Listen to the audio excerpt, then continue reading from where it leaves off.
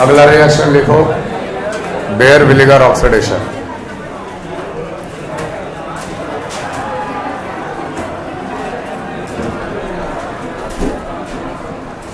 Bear vinegar oxidation.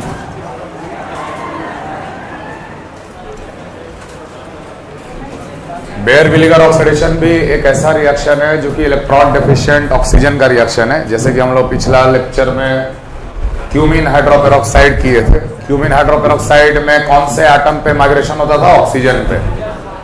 Same way Baeyer vinegar oxidation पे भी migration जो होगा वो ऑक्सीजन पे होगा। इलेक्ट्रॉन डेफिशिएंट ऑक्सीजन का ये सेकंड रिएक्शन है। एक लाइन में ये reaction R1C double bonded OR2, it can be aldehyde और इट कैन बी कीटोन। किसी भी एल्डिहाइड या कीटोन को अगर हम लोग ट्रीट कर देते हैं पर एसिड के साथ, aldehyde or ketone when it is treated with per acid heat we get R1C double bonded O OR2 ester और एसिड, एस्टर या एसिड। ध्यान देना, अगर ये R2H हुआ, अगर ये R2H है तो यहाँ H लगते ही ये एसिड बन जाएगा। लेकिन अगर ये R2 मान लो कि कार्बन का चैन है तो एस्टर कहलाएगा। खैर इन जनरल जब पर एसिड के साथ एल्डिहाइड या कीटोन का ट्रीटमेंट करते हैं तो हम लोग को मिलता है एस्टर या एसिड। नाउ पर एसिड है क्या ये देख लो। पर acids basically they are also called as peroxo acids. They are also called as peroxo acids. Per acids are also called as peroxo acids. Peroxo acids. Any acid plus H2O2 gives per acid. Any acid plus H2O2 gives per acid. किसी भी acid को H2O2 के साथ treat करने पे वो पर acid बन जाता है या पर एसिड मिलता है हमें। जैसे मान लो हम लिखे RC double bonded OOH carboxylic acid plus H2O2, ये दे देगा पर एसिड और पर एसिड होगा RCO3H प्लस वाटर। पर एसिड ये है और इसका structure RC double bonded OOH। जिस एसिड में पेरोक्साइड का लिंकेज आ जाए वो पर एसिड कहलाता है। RCO3H peroxo acid, peroxo acid में CO3H देखकर हम लोग पहचानते हैं पेरोक्साइड लिंकेज का होना। CO3H या C डबल बॉन्डेड OOH। कोई भी एसिड हो, कार्बोक्सिलिक हो गया, जैसे मान लो हम बोले H2SO4 sulphuric acid when treated with H2O2 it becomes H2SO5 and H2SO5 is a peroxosulfuric acid। तो कुछ कॉमन पर एसिड जो होते हैं वो हम लिख दे रहे हैं यहां पर। कॉमन पर acids are like CH3, CO3H या लिखा रहेगा CF3, CO3H या लिखा रहेगा PH, CO3H, they all are per acid. It can be H2SO5, it can be MCPBA। अब इसका फुल फॉर्म है मेटाक्लोरोपेरोक्सोबेंजोइक एसिड।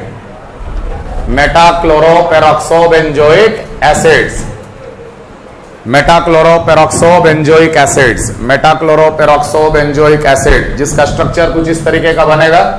बेंजीन पे CO3H लगा हुआ है, इसको हम लोग बोलेंगे पेरोक्सोबेंजोइक acid.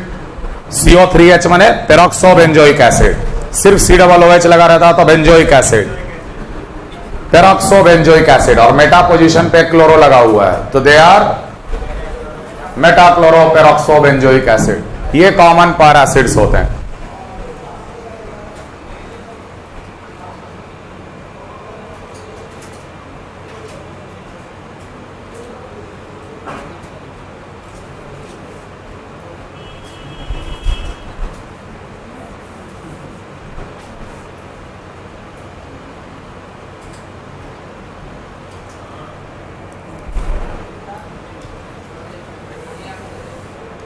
Clear?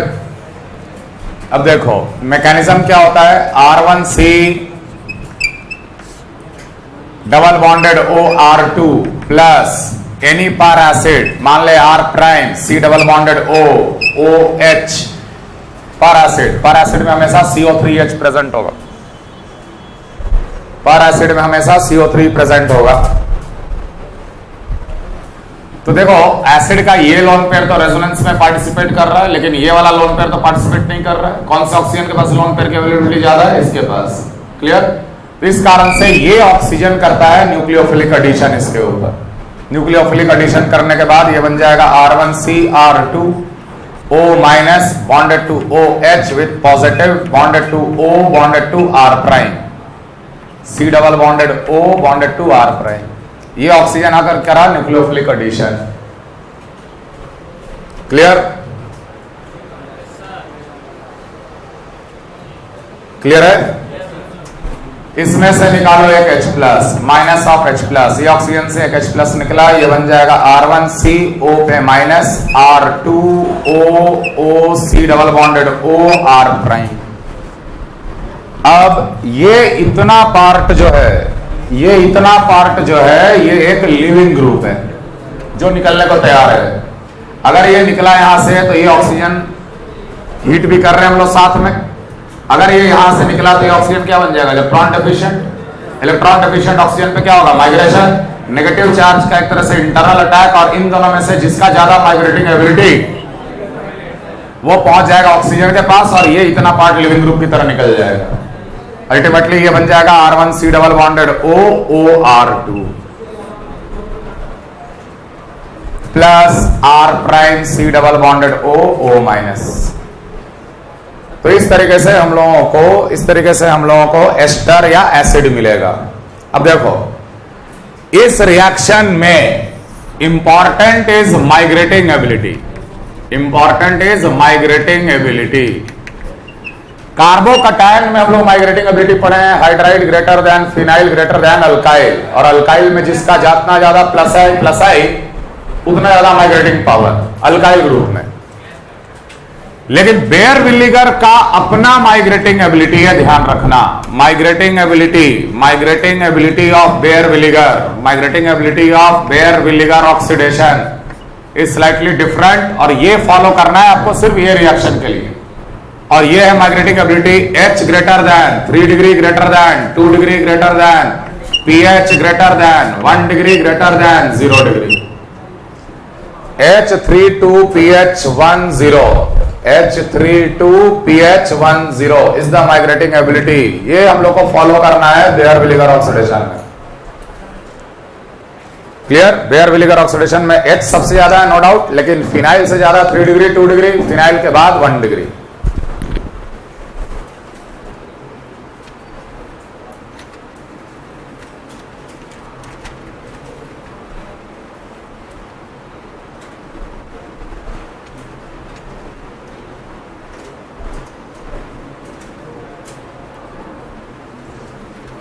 Complete the following.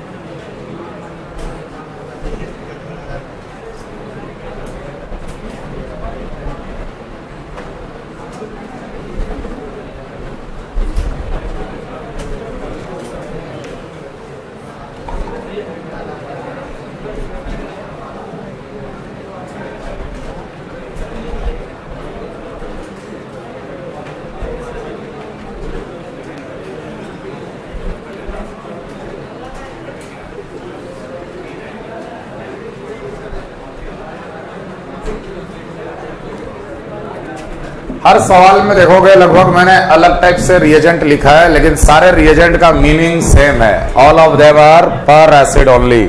लेकिन ये चीज देख लो कि पर एसिड देने का तरीका कितने तरीके से हो सकता है। कभी कभी सीधे लिखा रहता है, कभी MCBBA रहेगा, कभी CF3CO3H, या कभी कभी ऐसे भी दिया हुआ हो सकता है कि कोई एसिड प्लस H2O2, तो एसिड प्लस H2O2 इज पर acid. Clear? 0 degree methyl, 0 degree is methyl. Clear? Complete करो।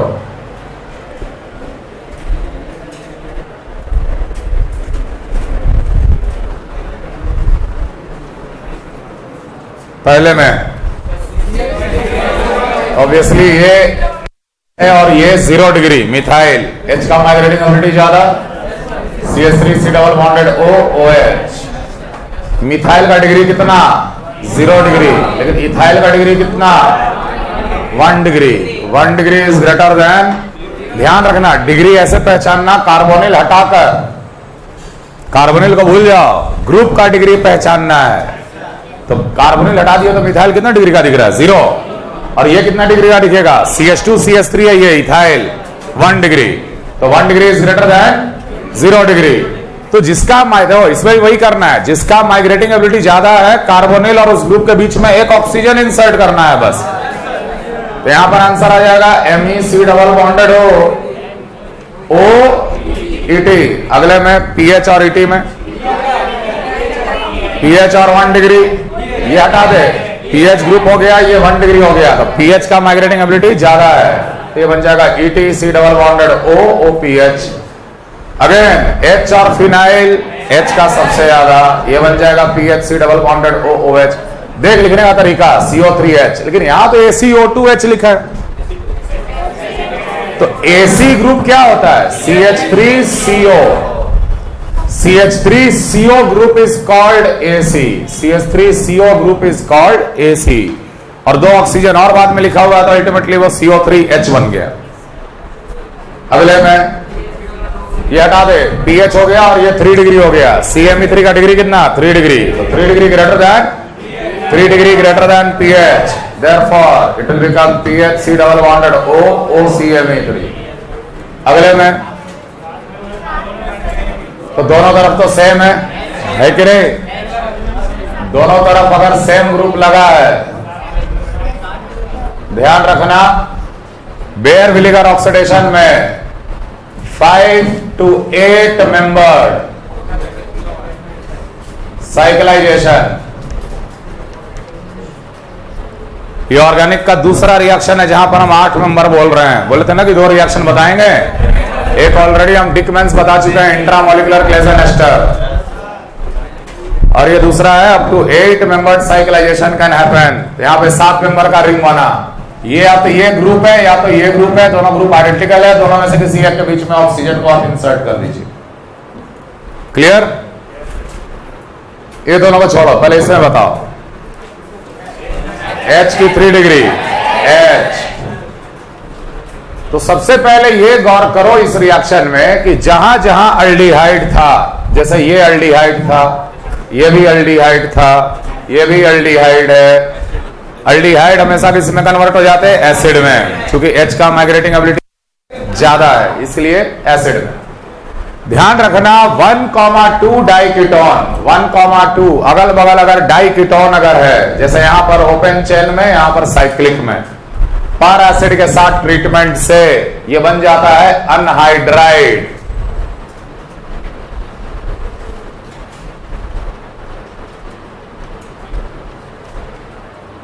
अनहाइड्राइड फॉर्मेशन, दोनों कीटोन के बीच में एक ऑक्सीजन इंसर्ट कर दीजिएगा। इसका मैकेनिज्म इज नॉट रिक्वायर्ड, सीधे सीधे याद रखना कि 2 कार्बोनिल के बीच में एक ऑक्सीजन को लेके आ जाना है। जैसे ये है, इसका आंसर हो जाएगा R1C double bonded O, OC double bonded O, R2।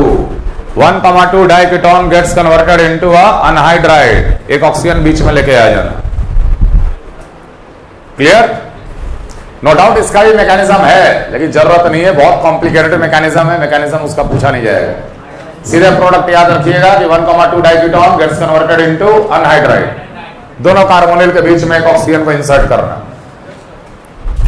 ध्यान रखो मैकेनिज्म एक है, ये अगर ऑक्सीजन 18 है तो यही 18 ऑक्सीजन है। पर एसिड का कौन सा ऑक्सीजन आता है एस्टर या एसिड बनाने, ये मैटर करेगा। तो मैकेनिज्म देख, O18 अगर अटैक किया तो यही O18 है और यही O18 है। तो पेरोक्साइड पर एसिड का वो ऑक्सीजन जिसके साथ H जुड़ा रहता है वो ऑक्सीजन आता है एस्टर या एसिड बनाने के लिए। Clear everyone?